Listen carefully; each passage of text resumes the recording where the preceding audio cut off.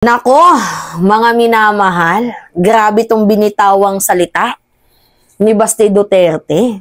Hindi pa nga nakakabalik sila sa pwesto, pero kitang-kita nyo na ang kanyang paghihimutok na gusto niya nang makagante sa Administrasyong Marcos. Hindi lang sa Administrasyong Marcos, mga minamahal. Feeling ko sa lahat din ito ng mga politiko na bumaliktad at nag-testify against sa kanila ay mukhang meron ding mapaglalagyan. At syempre mga minamahal, feeling ko pati mga vlogger. So, magpapaampon na lang ako sa inyo kung sakali mang bumalik tong mga Duterte na to. Kaya nga sinasabi ko sa inyo, dapat hindi na to manalo. Kasi mga minamahal, wala silang ibang gagawin dyan sa bansang Pilipinas, kundi para lang makaganti. Hindi sila maglilingkod sa taong bayan. Ang gagawin nila mga minamahal, mangungupa lang, gagantihan nila yung mga politiko na nag-testify against sa kanila, hindi yan maglilingkod. Nakita nyo naman yung kakupalan nila nung panahon nila, di ba mga minamahal?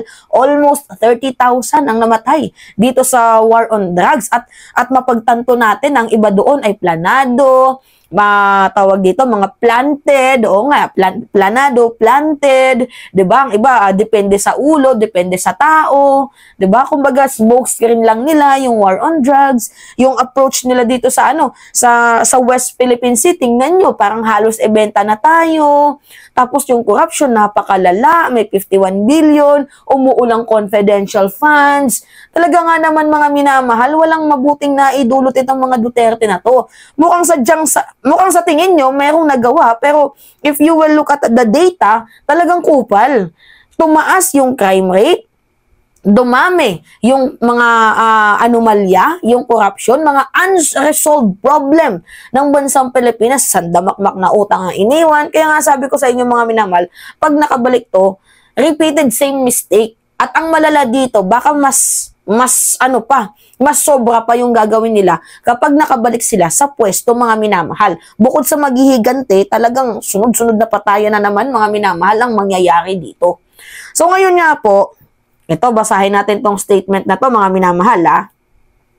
Sabi ni Baste, wait until 2028. Pag nakabalik na kami sa pwesto, I will volunteer myself to become the Secretary of the National Defense. Nako, mga minamahal. Ano yon? For insurgency? Para ubusin yung mga New People's Army na tinutukoy mo? Ang tanong, meron pa ba niyan ngayon? O, sige, sabihin natin, meron pa niyan ngayon, pero hindi na po ganun kadami kasi patay na si Joma Sison. Nagkawatak-watak na sila, mga minamahal. Nagkawatak-watak na yan. So, ano pa yung babalikan mo? Diba? Halata. Defense, National Secretary of National Defense. Bala kontrolin ng mga military. According dito sa ginagawang approach sa West Philippine Sea. Nako, iba na to, mga minamahal. Kita nyo? Hindi pa nga sila nakakabalik sa pwesto, pero nakikita nyo na parang gusto na nilang maghiganti. Yung punto dito, mga minamahal, pag nakabalik yan, hindi yan maglilingkod, maghihiganti yan. Pag nakabalik yan sila, mga minamahal, ang gagawin nila is mangungupa lang. Yun yung point of view dito, mga minamahal. Walang pagmamahal sa bayan, bagkos ganti-gantihan lang. Sabi dito, unahin natin ang anti-insurgency war at drug war sa Ilocos region, lalong-lalo na sa Ilocos Norte dahil sa napakadaming NPA at mga addict doon. See? Kita nyo? Insurgency nga. Uunahin ang Ilocos region, especially sa Ilocos Norte, dahil sa napakadaming taga-bundok daw at mga addict. Alam mo, Baste, ikaw yung mukhang addict. Sa sinasabi mong yan, yung opisina mo nga, hindi mo nga maasikaso eh. Mga minamahala, to be honest, ang kupal niya magsalita, yung opisina niya nga, hindi niya nga nasolusyonan na ang daming addict. Di ba may 37 na mga nagpositibo. Kita niyo yan, 37 na mga empleyado mo ang nagpositive. Tapos gusto mo solusyonan pa yung mga addict sa Ilocos region, dyan nga mismo sa lugar ninyo, hindi mo masolusyonan yung mga addict na opisyalis mo sa Ilocos region pa kaya? Hey, Kakaiba yan, mga minamahal. Anong kakupalan to? Naglulukuhan ba tayo dito? Sa usapang mga taga-bundok, mga minamahal, yung mga teroristang yan, hindi na sila gaano madami. Kasi nabuwag na sila eh. Patay na din yung leader nila, nasa Joma season. Wala na, mga minamahal. Ano pa yung babalikan nila? Kumbaga, it is just a smoke screen na gusto niyang maging Secretary of Defense, pero yung layunin doon is gusto niya ulit maibalik yung tiwala sa kanila ng China. At gurgurin itong administrasyon ni President Marcos once na nakabalik sila sa pwesto. Ganun yon. So sabi dito, pupulbusin natin ang norte tulad ng ginawa ng tatay ko sa Marawi City para matapos ang problema sa mga NPA at mga adik. Yan ko. Actually, mga minamahal, hindi yung Ilocos Norte or Ilocos Region yung pupulbusin dito eh.